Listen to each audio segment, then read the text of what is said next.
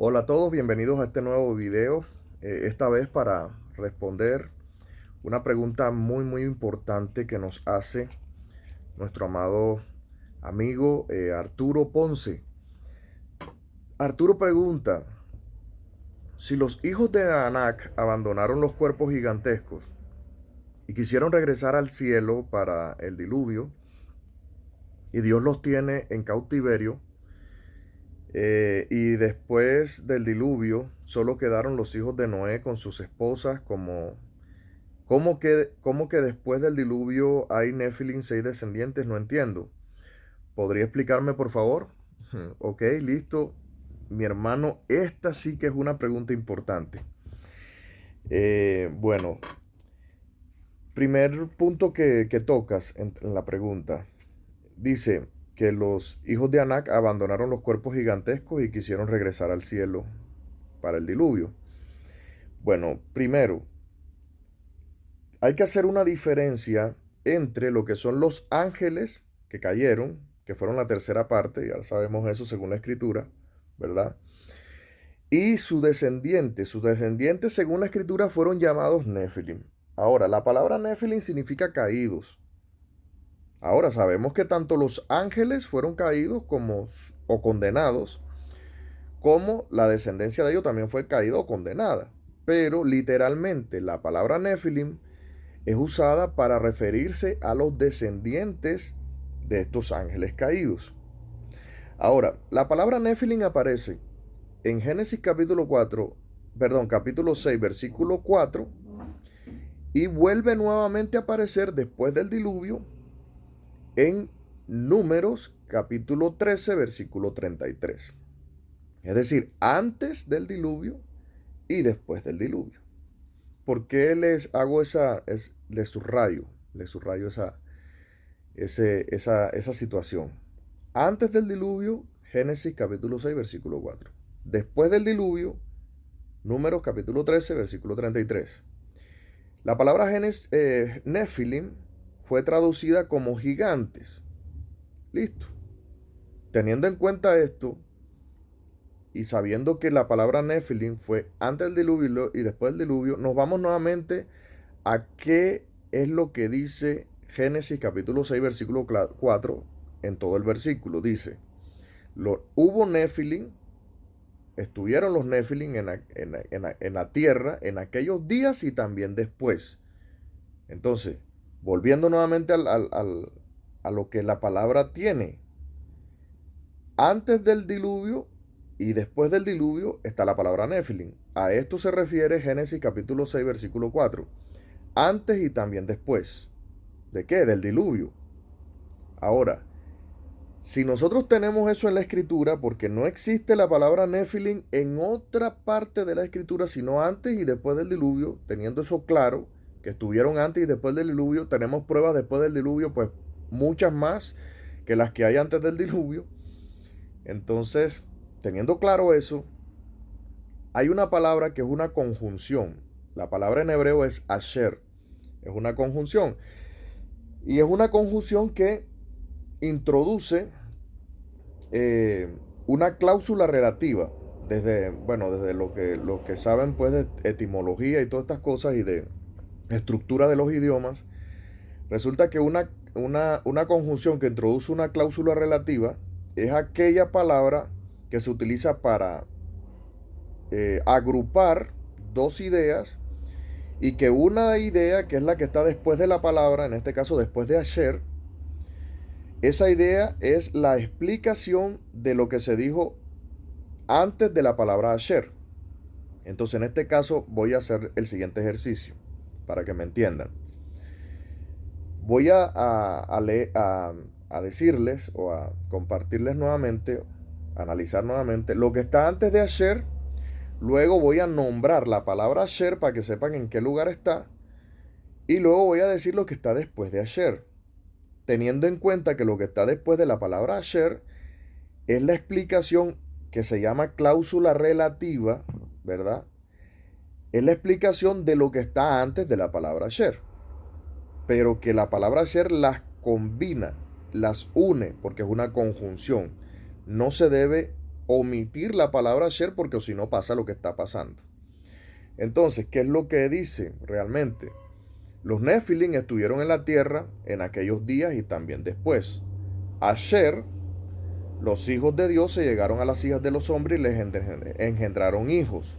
Estos fueron los fuertes del antiguo mundo o del mundo antiguo, varones de renombre. Es lo que dice el versículo. Ahora, entonces, ¿qué está después de la palabra Asher? Los hijos de Dios se llegaron a las hijas de los hombres y les engendraron hijos. ¿Qué está antes de la palabra Asher? Los Nefilim estuvieron en la tierra en esos días y también después, ¿verdad? O en ese tiempo y también después. Ahora, si la palabra Asher está como una conjunción y lo que está después de la conjunción, en este caso después de Asher, es la explicación o la cláusula relativa, es decir, lo que relaciona con lo anterior de la palabra Asher, entonces Asher en este caso es traducido como porque, ya que, ¿verdad? O en razón de que sería la traducción correcta de la palabra Asher en este caso. Entonces, ¿cómo quedaría la traducción verdaderamente? Los Nefilim estaban en la tierra en aquellos días y también después, ya que los hijos de Dios se llegaron a las hijas de los hombres, les engendraron hijos, etc. O porque los hijos de Dios se llegaron a las hijas de los hombres, etc. Entonces, hay una explicación del por qué estuvieron los Nefilim en la tierra antes y también después del diluvio. Antes, entonces vamos a dividir eso. ¿Por qué estuvieron en la tierra antes? ¿Por qué? Asher dice, o la palabra nos explica, Asher nos dice que es porque los hijos de Dios llegaron a la hijas de los hombres, ¿verdad? ¿Y por qué estuvieron después? Porque los hijos de Dios llegaron a la hijas de los hombres. Entonces, este es el verdadero significado del versículo. Estuvieron antes y después del diluvio porque los hijos de Dios se llegaron a la hijas de los hombres. Entonces, teniendo en cuenta eso, pues doy respuesta a tu pregunta cuando dice, pues no entiendes por qué estuvieron, a pesar de que antes del diluvio fueron todos muertos. Es verdad lo que tú dices, es que la palabra dice explícitamente que solo todo lo que estuvo dentro del arca fue lo único que sobrevivió. Y la palabra también dice qué es lo que estuvo dentro del arca. O sea, no hay manera de que los Nefilim de antes del diluvio sobrevivieran. Lo que pasa es que volvieron a aparecer porque ya el versículo 4 del capítulo 6 del Génesis, si lo traducimos correctamente, pues ya sabemos por qué, porque nos explica que fue porque los hijos de Dios se llegaron a la hijas de los hombres. Es decir, para cerrar eso, los hijos de Dios, puedo asegurarles por la escritura, desde el hebreo, puedo asegurarles que los hijos de Dios se llegaron a las hijas de los hombres, tanto antes del diluvio como después del diluvio. Ahora, hay un detalle que también voy a trabajar en la parte número 4 de este estudio, que ya la voy a hacer porque me lo han pedido pues en los comentarios, el video el video número 4 de este estudio, donde voy a dar todos y cada uno de los versículos que encontré, la explicación y todos y cada una de las correcciones desde el hebreo, ¿verdad? Para que ustedes lo tengan. De la misma manera que hice la parte número 3, voy a poner en pantalla qué dice en hebreo, es decir, la escritura hebrea, abajo la escritura en español, la correcta traducción y el por qué y cómo se traduce de manera correcta, pues todos y cada uno de los elementos que estén en conflicto de acuerdo a las traducciones. Entonces, bueno, vuelvo nuevamente a repasar tu pregunta, querido amigo y hermano Arturo. Y bueno, te puedo decir, los hijos de Anak, pues fueron llamados hijos de Anak después del diluvio. No nos consta que fueron llamados hijos de Anak antes del diluvio. Puede ser que sí, puede ser que no. Pero lo que sí nos consta es que antes del diluvio había Nefilim y después del diluvio también había Nefilim. Y también nos consta de que fue porque los hijos de Dios llegaron a las hijas de los hombres. Ahora, ellos no abandonaron sus cuerpos, sino que fueron obligados, porque a la muerte los obligó. Entonces el Señor decidió exterminarlos la primera vez por medio del diluvio. Fueron exterminados todos. Cuando volvieron a aparecer a causa de esta fornicación de los ángeles, volvieron a aparecer La escritura nos revela nuevamente su aparición en Números capítulo 13, versículo 33. Y ya de ahí para adelante no fueron exterminados por un diluvio, sino que fueron exterminados a espada. El Señor le dio la orden al pueblo de Israel que los aniquilara a todos ellos y a sus colaboradores. Por eso tanta guerra en el Antiguo Testamento. Hay mucha gente que dice, es que yo no entiendo por qué Dios fue tan sanguinario con la gente. No, es que no fue con la gente, fue con estos descendientes de Nefilim, ¿verdad? Entonces, si nos damos cuenta, pues las poblaciones que fueron arrasadas por Israel fueron los gigantes, o sea, es decir, los Nefilim, descendientes de Nefilim también. Estos gigantes y estos descendientes de Nefilim fueron arrasados por el pueblo de Israel a orden del Señor. Hijos y niños, viejos, lo que sean de esta raza, todo lo exterminó el Señor y sus colaboradores. Es decir, también hubo humanos que murieron en esta batalla o en estas guerras porque eran colaboradores de estos Nefilim. Entonces, pues en toda guerra, en toda batalla, ¿verdad? Hay siempre bajas que tal vez no son de la raza pura, pero sí que en su interior eran hijos de perdición, hijos de maldad. Entonces, eso te podría comentar mi querido hermano y amigo Arturo Ponce. ¿Qué otra cosa de tu pregunta? Bueno, dices que quisieron regresar al cielo. Pues no. Los Nefilim o descendientes de los ángeles no tenían la misma posición de los ángeles en el sentido que podían llegar al cielo o al trono del Señor. No, los ángeles caídos sí. Ahora, los ángeles caídos no murieron en el diluvio simplemente porque los ángeles no mueren.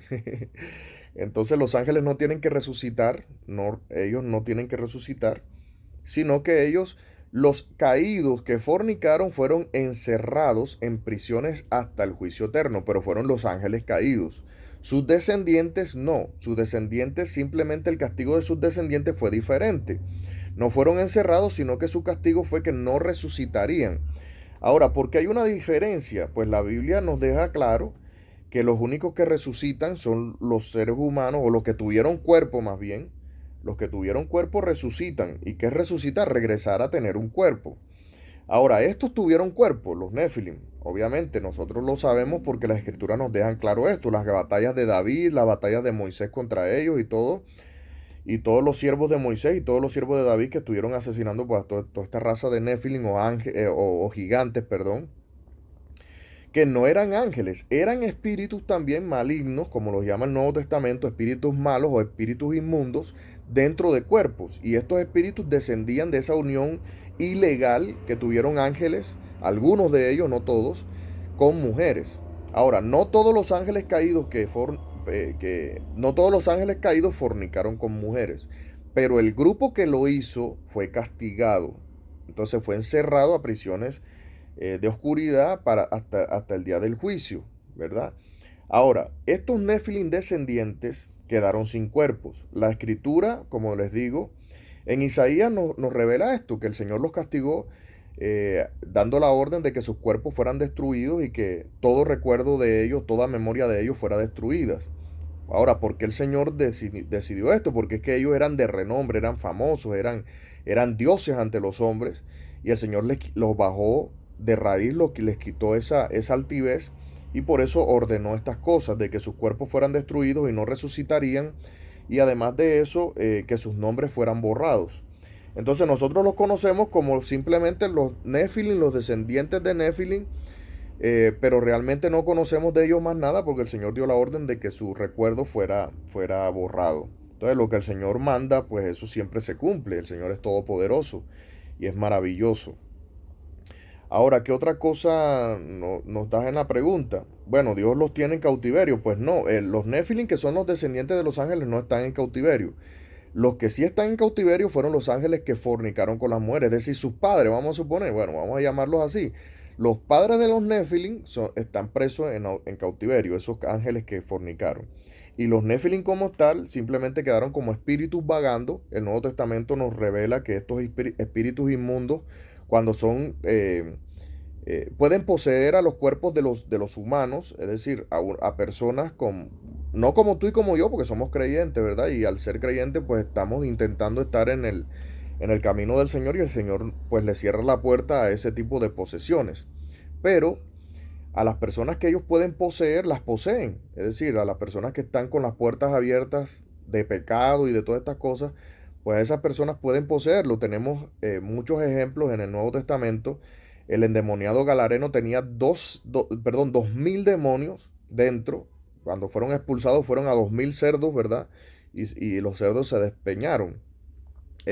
María Magdalena, cuando fue despojada de la prostitución, el Señor la sanó de esa enfermedad psicológica o mental o espiritual, y salieron de ella 7 demonios, es lo que dice la Escritura. Entonces, todo esto voy a estarlo compartiendo, intentar pues de meter toda esta información más la adicional a todo el tema que hace falta.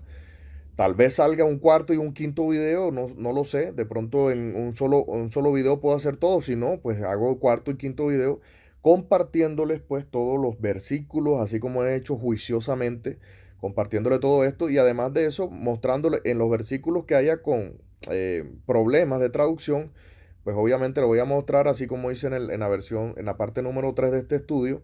Voy a mostrarle la escritura en hebreo y abajo la traducción en español, y si tiene algún error la traducción, pues cuál es el error, cómo se traduce y bueno, más o menos el mismo sistema. Entonces, pues el Señor te bendiga. Espero haberte servido para bendición para ti, mi hermano Arturo Ponce. Eh, y bueno, vamos a seguir pues ahondando en todo esto. Te invito a que estés atento a la cuarta parte de este estudio, ¿verdad? Para que tengas acceso a los versículos bíblicos que voy a compartir, que avalan todo lo que te he estado pues compartiendo como una respuesta. No te quedes simplemente con lo que yo te diga, no confíes en mi palabra, confía en los versículos y yo voy a estar pues obviamente compartiendo todo esto con todos ustedes. Que el Señor te bendiga grandemente en el nombre poderoso de nuestro Salvador, hermoso Padre, bondadoso y misericordioso, Yahushua Hamashiach. Amén y amén. Saludos hermanos, no se olviden, les habló su hermano y amigo Onésimo.